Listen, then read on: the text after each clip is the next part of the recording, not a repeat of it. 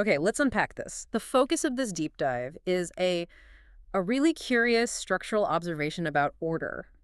Why does society continue to function to maintain stability even when its core ideals, the grand narratives and shared principles, aren't explicitly in the foreground? We're diving into a fascinating set of sources today, and they approach this question with the detachment of an engineer looking at a machine. Right. They're looking at the operational mechanics of a specific societal structure, call it JPN-1, and they're not asking what should be done, they're just asking, how does this thing actually achieve stability? What's its failure point? And what is its single point of structural failure? Exactly. Really? So that's our mission today then. We are being strictly observational. We're not here to discuss merits or faults or what's right or wrong. We're here to process the source material's analysis of these establishment conditions and failure modes. We want you, the listener, to walk away with a mechanical understanding of how this engine runs. And we should probably clarify what JPN-1 means here. It's really just a placeholder. A model. Yes, a model for a social architecture where the main function coordinating lots of people is achieved through means other than, say, a shared ideological passion. We're just impartial observers trying to understand that invisible engine. So if we look at the core phenomenon here, it's a palpable feeling, one the sources say is widely shared. Okay. It's this sense that daily life, the institutions, they all continue without collapsing, even when the political language feels weak or ambiguous. So the grand narratives aren't really front and center. Not at all. Explicit national ideals, consistent governing philosophies, they're just not strongly championed. They're not in the foreground. It's like the paradox of momentum. You look up and see the car still going 60 miles an hour, but the dashboard is blank. The driver hasn't touched the wheel in 20 minutes. That's a great analogy. The sources really confirm that exact feeling. The society maintains, and I'm quoting, a certain degree of order, and it just keeps running. Even with low ideological consensus. Right. The key observation in the material is that it keeps running without being explained. And crucially, this state can be maintained for a very long time. You have stability, but no clear explanation for it. That feels so counterintuitive. In most models of society, we assume the shared ideal, the Constitution, a collective goal, is the essential fuel. So if the ideals aren't the engine, why does it appear this way? What is actually keeping the system from falling apart? Well, this is where we have to reframe what stability even means. The sources are clear that this order is not a result of some kind of lack of ideals. It's not apathy. No, it's a specific kind of structural stability that exists entirely outside of that ideological framework. Think of it less like an engine running on fuel and more like a machine running on continuous, frictionless lubrication. So stability isn't provided by the destination, but by the smoothness of the gears themselves, the mechanism. Precisely. The core insight is this. The order is not a system designed starting from ideals. It's a recurrent structure. And it's stabilized by the constant repetition of what the sources call low-friction behaviors. Low-friction behaviors. That's a dense phrase. I can imagine a listener wondering, isn't that just cynicism or people being disengaged? And that's the key distinction. Apathy is a lack of caring. A low-friction behavior is a strategy of operation. It's an active choice to maintain coordination by avoiding situations that demand a high-cost ideological fight. So they're functional choices, not moral ones. Exactly. Okay, so what are these behaviors? Can you give us some concrete examples of these lubricating actions that keep the system turning day to day? Yeah, the material identifies 4 key components that allow for this kind of coordination without deep commitment. First is actively avoiding conflict or confrontation whenever possible. Peace at the expense of a final resolution. Right. Second is deferring final judgments or definite assertions. If a decision is divisive, you push the final call down the road indefinitely. Deferring judgment. So ambiguity isn't a bug in the system, it's a core feature. If you never draw a final line, you never have to exclude anyone. Got it. And the third behavior is related to that, not fixing responsibility. Maintaining a kind of functional ambiguity. If a project fails, responsibility is spread so thin that you can't blame any single person. Okay, and the fourth? The fourth is proceeding without clarity, just making the least forced choice in any situation, whether or not it aligns with some grand ideal. Wow, that's powerful. By constantly deferring the hard ideological choices, you just lower the immediate strain on the whole system. The implication then is that the structure allows for a kind of non-ideological stable operation.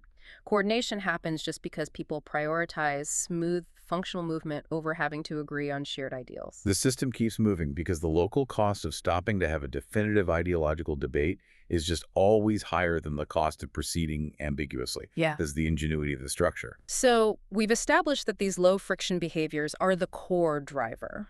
But that brings up the question, where do the actual ideals, justice, fairness, national purpose, where do they sit in this system? They have to be there somewhere. They are present, yes, but their position is very, very distinct.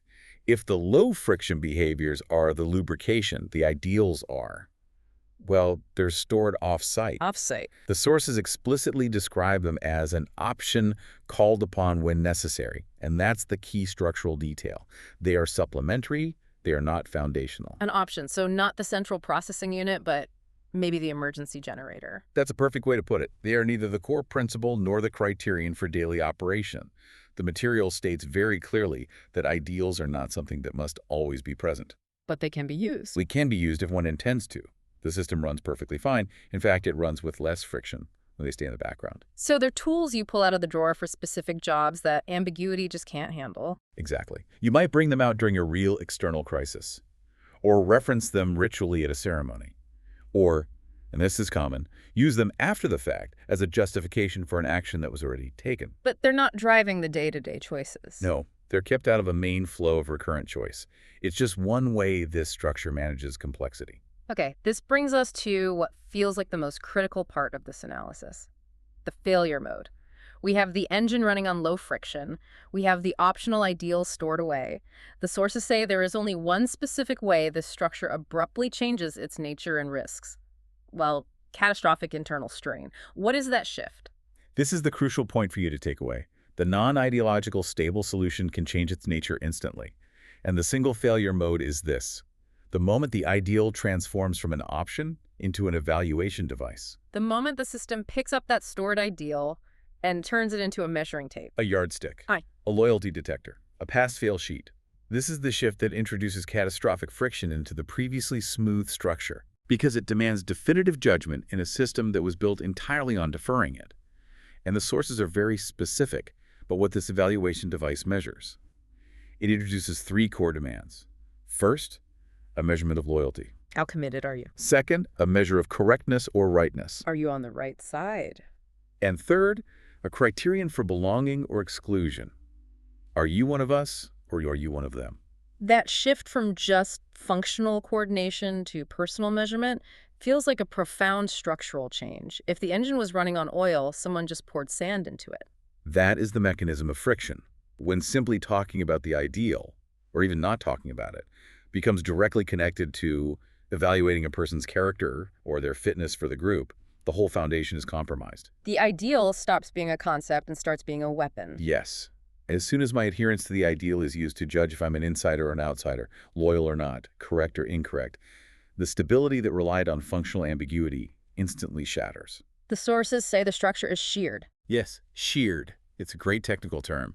Stability, which relied on avoidance, is destroyed by the demand for this definitive, evaluative judgment.